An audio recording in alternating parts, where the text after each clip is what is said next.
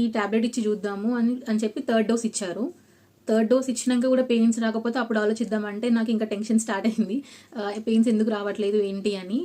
3rd dose ఇచ్చారు. ఇచ్చిన తర్వాత ఒక 15-20 మినిట్స్ వెయిట్ చేశారు, కానీ పెయిన్స్ ఏమి రాలేదు. మళ్ళీ డాక్టర్ వచ్చారు. డాక్టర్ వచ్చి చెప్పారనమాట, ఎమర్జెన్సీ సెక్షన్ అమ్మ, ఇంకా పెయిన్స్ ఏం రావట్లేదు. జనరల్గా అయితే సెకండ్ టాబ్లెట్ ఇచ్చిన వెంటనే చాలా మందికి పెయిన్స్ స్టార్ట్ అవుతాయి, కానీ నీకు రావట్లేదు అని అన్నావు కదా. సో ఇంకా ఐటూ అర్థం కాలేదు నాకు సెక్షన్ అంటే. ఎందుకంటే నేను ప్రెగ్నెన్సీ స్టార్టింగ్ నుంచి కూడా నాకు నార్మల్ డెలివరీ అవుతుంది, నార్మల్ డెలివరీ అవ్వాలి అని నేను మైండ్ చాలా ట్యూన్ చేసుకున్నాను. అండ్ డాక్టర్ కూడా నన్ను అట్లానే ట్రైన్ చేసింది. అంటే నార్మల్ డెలివరీ అవుతుంది నీకు, నువ్వు ట్రై చేయాలి, ఎక్సర్సైజెస్ చేయాలి అని అంటే నేను చాలా బాగా ఎక్సర్సైజ్ చేసినాను. అసలు వాక్కి వెళ్ళేదాన్ని, మీరు నిజంగా చెప్తే నమ్మరు. ఇంకొక 1 అవర్లో నేను హాస్పిటల్లో అడ్మిట్ అవుతానంగా కూడా షాపింగ్ కోసం అని చెప్పి నేను బైక్ మీద తిరిగిన. సో అంత ఫ్రీగా ఉండేదాన్ని అనమాట. అంటే నా బాడీ నేను అంత ఫ్లెక్సిబుల్గా ఉంచుకున్నాను, నార్మల్ డెలివరీకి ఏ ఇబ్బంది ఉండదు.